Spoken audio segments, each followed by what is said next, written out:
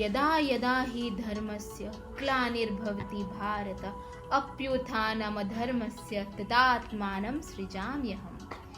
श्री कृष्ण भगवद गीता में कहते हैं, जब जब धर्म की हानि होती है, जब जब अधर्म बढ़ता जाता है, तब तब मैं इस पृथ्वी पे अवतरित होता हूँ। तो इस बार हमारे ठाकुर जी आ गए हैं, प्रकट हुए हैं मथुरा में वसुदेव और देवकी जी के यहाँ। वसुदेव और देवकी जी को उनके भाई कंस ने जेल में बंदी बना के रखा था। जैसे ही कृष्ण प्रकट हुए वैसे ही सारी बेड़ियाँ खुल गई, जेल के द्वार खुल गए और जितने भी सिपाही पहरेदार थे सब गहरी नींद में सो गए। तो वसुदेव जी ने हमारे छोटे से ठाकुर जी को उठाया और यमुना पार करके ले गए गोकुल, नंद बाबा और यशोदा मैया के यहाँ। तो आइए हम सब गोकुल की गलियों में अब चलते हैं। मॉर्निंग अराउंड 7:30 हमने ब्रेकफास्ट किया और हम सब चल पड़े गोकुल की तरफ। ये वो होटल है जहाँ हमने काफ़ी अच्छे से आराम किया और खूब नींद ली। अब हमें यात्रा करनी थी around 25 kilometres from Vrindavan to reach Gokul and हमने ये यात्रा अराउंड 45 मिनट्स में कवर की। गोकुल की लेन्स बहुत ही अच्छी है एंड आउटसाइड व्यू तो देखते ही बनता था और बस बाहर का नज़ारा का आनंद उठाते हुए गौ माता और अनगिनत वृक्षों को देखते हुए हम पहुंच गए गोकुल। गोकुल पहुंचकर सबसे पहले हमें विज़िट करना था नंद भवन, जिसे 84 खंबा टेम्पल भी कहा जाता है। 84 मंदिर पहुंचने के मार्ग में हमने खूब कीर्तन की, जो बहुत ही रिफ्रेशिंग एंड अंतर मन तक को सुख देने वाली थी। नंद भवन is the childhood home of Krishna, जहाँ ठाकुर जी और बलराम जी का नामकरण संस्कार हुआ था। इन्हीं गोकुल की गलियों में कृष्ण खेलते थे, माखन चिराते थे, गोपियों को परेशान करते थे और उनकी मटकी तोड़ देते थे। यह सब उनकी दिव्य लीलाएं हैं। इस नंद भवन में 84 पिलर्स खंबे हैं। इनमें से 80 पिलर्स विश्वकर्मा जी ने लगाया था और रिमेनिंग 4 पिलर्स ब्रह्मा जी ने लगाया था। जो रिमेनिंग 4 पिलर्स है वो सत्य, त्रेता और द्वापर और कलयुग का प्रतीक है। कोई भी इन 80 पिलर्स को काउंट करने का प्रयास करता है वो करेक्टली काउंट नहीं कर सकता। कभी ये 81 काउंट होता है, कभी 79। ये एक अद्भुत मिस्ट्री है। अब आप सब सोच रहे होंगे कि यहाँ 84 पिलर्स ही क्यों हैं? तो ऐसा है दोस्तों, हमारे सनातन धर्म में टोटल 84 स्पीशीज यानी योनिया से गुजरने के बाद ही ह्यूमन फॉर्म मिलता है, इसलिए ये टेम्पल में 84 पिलर्स है।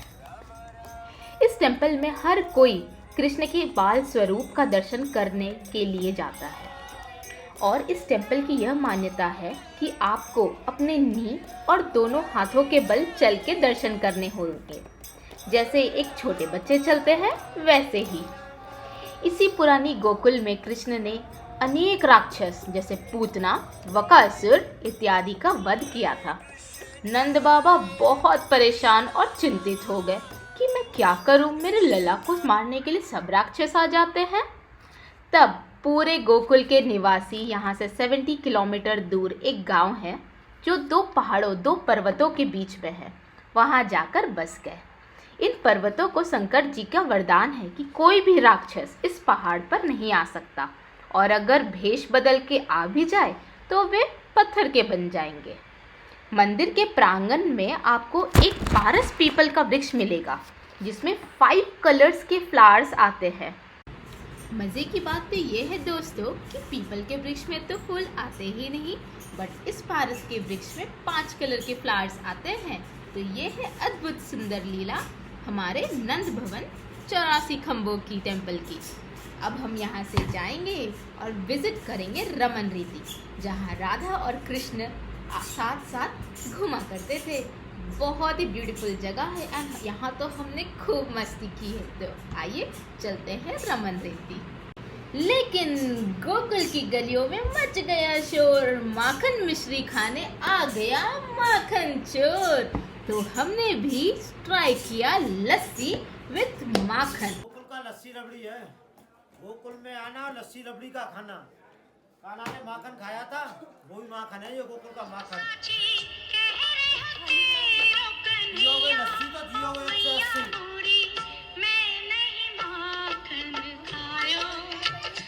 ये कलाकंद लस्सी, गोकुल का माखन लस्सी। अराउंड 11:30 हम पहुंच गए रमन रेती। यहाँ हमने रमन बिहारी लाल जी के दर्शन किए।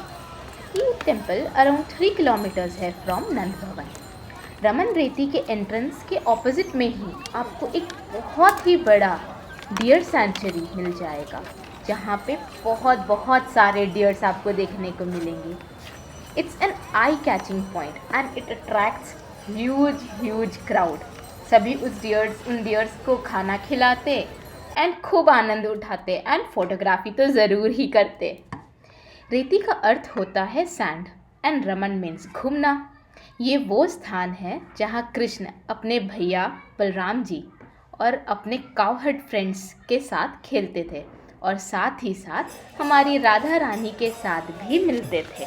इस रेत में श्रद्धालु आते हैं और सैंड में रम जाते हैं, मतलब लोटपोट होते हैं। इस सैंड में आके रोल्स लगाते हैं ताकि उन्हें भी इस दिव्य प्लेस की अनुभूति हो।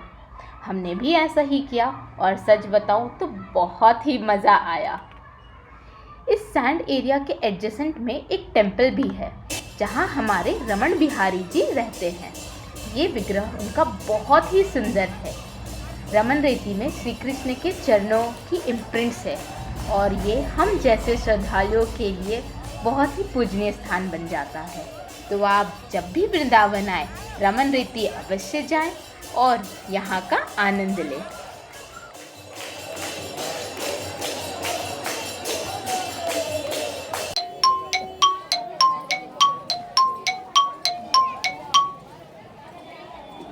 रमन रेती से ब्रह्मांड घाट अराउंड 3.5 किलोमीटर्स है एंड ये वो स्थान है जहाँ कान्हा ने माता यशोदा को अपने मुख में अनेक लोग के दर्शन करवाए थे। एक बार दोस्तों के साथ खेलते खेलते कान्हा ने मिट्टी खा ली। सारे दोस्तों ने ये बात जाके माता यशोदा को बता दी। तब माता ने कान्हा से कहा, क्यों रे कान्हा, तूने माटी खाई, मुँह खोल। जैसे ही कान्हा ने मुँह खोला, माता यशोदा ने इन्यूमेरेबल असंख्य यूनिवर्स देखा कान्हा के मुंह में और वो डर गई एंड फेंट हो गई। ये है ठाकुर जी की अद्भुत मिस्ट्री एंड बहुत ही सुंदर कथा है। आज भी इस घाट में लोग आते हैं और मिट्टी के प्रसाद लेके जाते हैं। छोटे छोटे गोल मिट्टी के प्रसाद होते हैं और एज अ गुड लक अपने घर पे रखते हैं और खाते हैं। दोस्तों, ब्रह्मांड घाट की कथा सुनने के बाद हम सब चल पड़े नौका विहार करने यमुना जी में। विहार छोटा था बट आनंद भरपूर आया। अब बज गए थे अराउंड 2:30 और हमें भूख भी जोरों की लग रही थी, तो हम सब ने यहाँ पे प्रसादम पाया।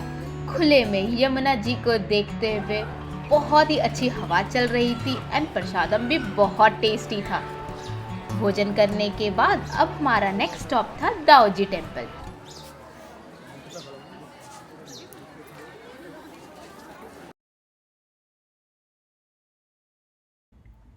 नंद बाबा के शरीर त्यागने के बाद दाऊ जी अब राजा थे। माना जाता है दाऊ जी यहाँ के साक्षी बनते हैं आपकी यात्रा के। तो आप जब भी गोकुल आए दाऊ जी के दर्शन अवश्य करें। अराउंड 1 आवर हमने रेस्ट किया एंड देन एट 6:30 हम पहुँच गए हमारे बांके बिहारी जी टेम्पल। रश इतना था कि मैं आपको बस क्या ही बताऊं, लेकिन बहुत अच्छे से हमारी दर्शन हुई और मन तृप्त हो गया बांके बिहारी के दर्शन करके।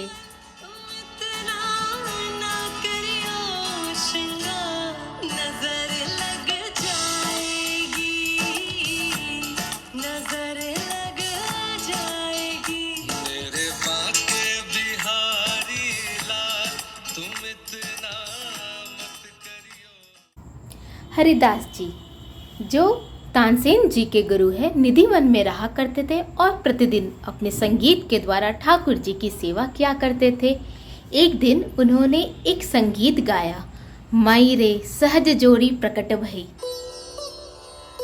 माई रे सहज जोड़ी